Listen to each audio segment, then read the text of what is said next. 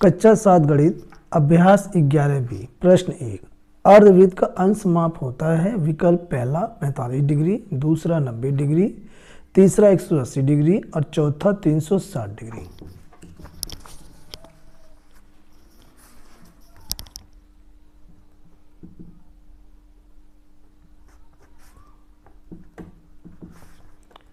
प्रश्न 1 यहाँ पर पूछा है अर्धवृत्त का अंश माप होता है, तो यहाँ हम बना लेंगे अर्धवृत्त। जैसे एक वृत्त हम बना लेते हैं ऐसे, ये इसका केंद्र है और यहाँ से केंद्र से कोई रेखा जब जाती है तो वो व्यास कहलाती है। आधा वृत्त, ये आधा वृत्त। आधे वृत्त में कोई कोण बनता है, मान लीजिए यहाँ से बन रहा है इस प्रकार से, तो आधे वृत्त में बना कोण समकोण होता है, अर्थात 90 डिग्री का होता है। तो यहाँ हम लिख सकते हैं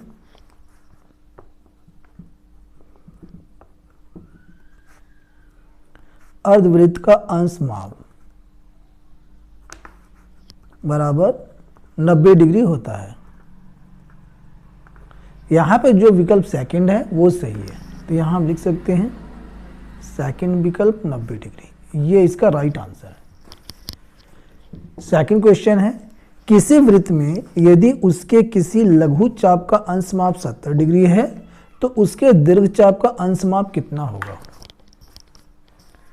प्रश्न 2, हमने एक वृत्त बना लिया इस प्रकार से, प्रकार और पेंसिल की सहायता से बनाएंगे।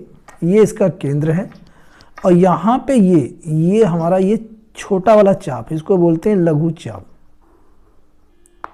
ये जो छोटा वाला चाप है ये केंद्र पर 70 डिग्री का कोण बनाता है। तो ये क्या है, बड़ा वाला चाप है, यानी इसे हम कहते हैं दीर्घ चाप। ये केंद्र पर कितने डिग्री का कोण बनाएगा ये हमें बताना है, ठीक है। तो प्यारे बच्चों, यहाँ पे दिया हुआ है लघु चाप का अंश माप, लिख देते हैं। लघु चाप का अंश माप ये दे रखा है 70 डिग्री। हमें क्या बताना है, दीर्घ चाप का अंश माप। दीर्घ चाप का अंश माप यानी यहां से लेकर के यहां ये चाप है, ये हमारा लघु चाप है, छोटा है, ये केंद्र पर 70 डिग्री कोण बनाता है। और यहां से लेकर के यहां तक ये जो चाप हमारा ये बड़ा वाला चाप है जिसे हम कहते हैं दीर्घ चाप, ये कितना डिग्री बनाएगा। चूंकि हम जानते हैं कि जो एक केंद्र होता है, केंद्र पर संपूर्ण कोण होता है, ये 360 डिग्री होता है। तो यहाँ हम कर सकते हैं 360 डिग्री और इसमें से घटा देंगे 70 डिग्री, तो ये हमारा आ जाएगा दीर्घ चाप का अंश माप -70 डिग्री। तो यहाँ पे हमारा इसका उत्तर आ गया 290 डिग्री, ये इसका राइट आंसर है। प्रश्न 3, किसी चाप द्वारा केंद्र पर अंतरित कोण तथा उसके द्वारा वृत्त के शेष भाग पर स्थित किसी बिंदु पर अंतरित कोण में क्या अनुपात होता है। प्यारे बच्चों, इसको चित्र के जरिए हम समझते हैं। क्वेश्चन नंबर 3, यहाँ इस प्रकार से समझिए, ये हमारा वृत्त है, ठीक है। इसके बाद ये हमारा केंद्र है, केंद्र पर ये हमारा ये यहाँ से लेकर के यहाँ तक ये हमारा चाप है। ये क्या है, चाप है, ठीक है। यहाँ ये बोला गया है किसी चाप द्वारा केंद्र पर अंतरित माने कि बना, किसी चाप द्वारा केंद्र पर बना कोण। तो यहाँ पर जो ये केंद्र पर ये हमारा वृत्त का केंद्र है, ठीक है, इसे ओ नाम देते हैं। इस पर जो कोण बन रहा है यह कोण जो है वृत्त के शेष परिधि, यहाँ ये क्या बोला गया है, उसके द्वारा वृत्त के शेष भाग, यानी ये जो चाप है, चाप ने तो ये कोण यहाँ बना दिया।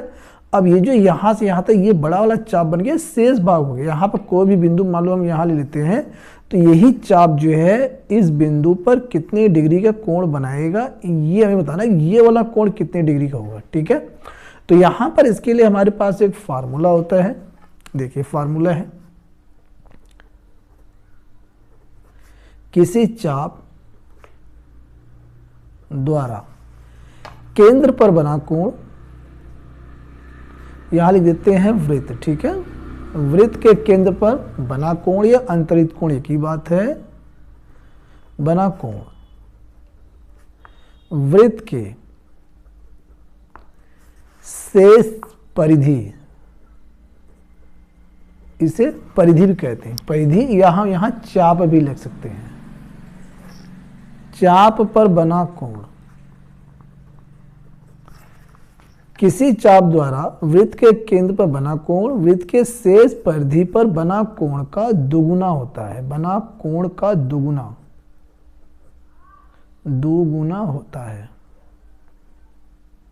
इसका मतलब है कि जो ये केंद्र वाला कोण होता है यह 2 गुना होता है शेष परिधि पर बने कोण से। तो यहाँ पे हम कह सकते हैं अनुपात क्या होगा, तो यहाँ लिख सकते हैं 2:1 का, 2:1 का अनुपात होगा। अगर शेष परिधि कोण 1 है तो ये जो है 2 गुना 1 यानी कि डबल 2 हो जाएगा। ठीक है, तो यही अनुपात इसमें होता है। ये इसका राइट आंसर है। क्वेश्चन नंबर 4, आकृति 11.17 है में ओ वृत्त का केंद्र है। यहाँ वृत्त का केंद्र है। चाप AXB का अंशमाप क्या होगा, तो यहाँ पे जो चाप है AXB यानी ये वाला हमें बताना है ये कोण कितना यहाँ पे बना रहा है ये चाप।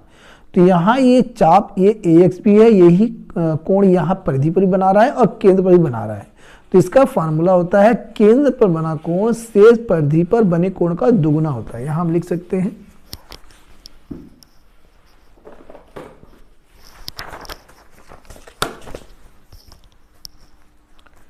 हमें यहाँ पे दिया हुआ है, क्या दिया हुआ है, क्वेश्चन नंबर 4 हमें दिया कोण APB, कोण APB ये हमें दे रखा है कितना है, ये 35 डिग्री ये हमें दे रखा है।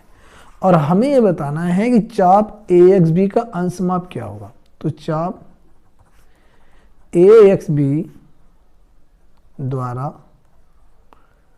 बना अंशमाप या कोण भी लिख सकते हैं। ठीक है, तो यहाँ पे इसके लिए फार्मूला होता है कि वृत्त के केंद्र पर बना कोण शेष परिधि पर बने कोण का दुगुना होता है। तो ये 35 है तो ये 2 गुणा 35 हो जाएगा। तो यहाँ लिख सकते हैं 2 गुणा 35 आ गया ये 70 डिग्री, यही इसका आंसर है। क्वेश्चन नंबर 5, आकृति 11.18 में लघु चाप BCD। तो ये जो ये यहाँ से लेके यहाँ तक ये जो चाप है छोटा चाप है, यानी वृत्त की परिधि यहाँ से ये छोटा चाप है BCD एवं दीर्घ चाप क्या है हमारे पास है BAD, ये बड़ा वाला दीर्घ चाप है। चाप BAD के अंतर्गत कोणों के नाम बताइए। तो प्यारे बच्चों इसमें कुछ करना धरना नहीं है। क्वेश्चन नंबर आ गया हमारे पास 5, इसमें है लघु चाप, लिख देंगे लघु चाप। लघु चाप कौन सा है BCD के अंतर्गत बना कोण, ये हेडिंग हो जाएगी। तो यहाँ BCD के अंतर्गत कौन सा कोण बन रहा है, ये कोण बन रहा है कोण C, तो इसे लिख सकते हैं कोण BCD, ये इसका आंसर हो गया। अब यहाँ पे ये बताना है कि चाप BAD दीर्घ चाप है। ठीक है,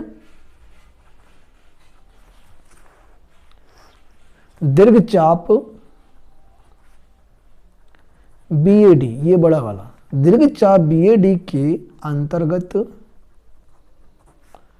अंतर्गत बना कोण, ये हेडिंग होगी। क्या बनेगा, ये BAD के अंदर ये वाला कोण बन रहा है कोण A, तो इसे लिख सकते हैं कोण BAD, ये इसका आंसर हो गया।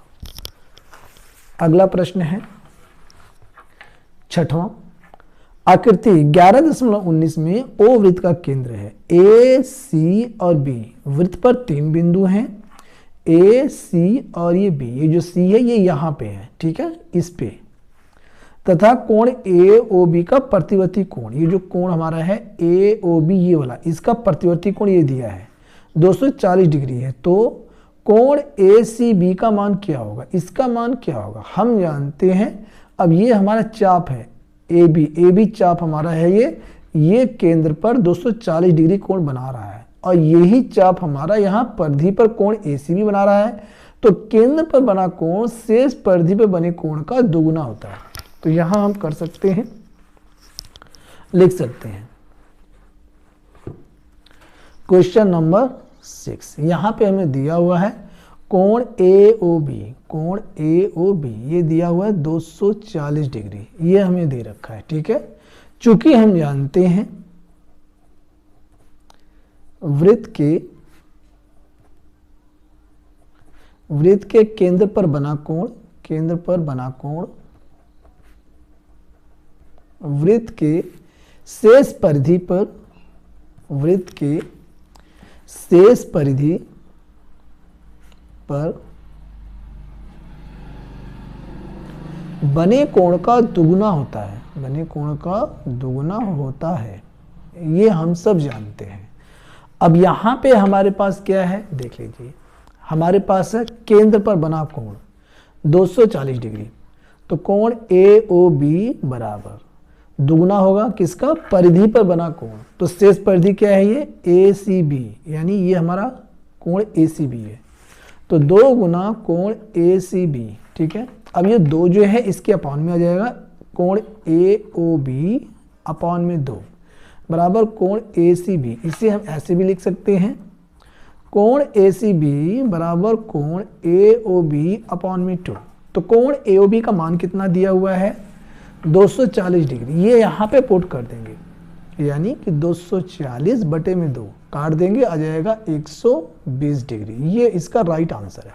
Thanks for watching.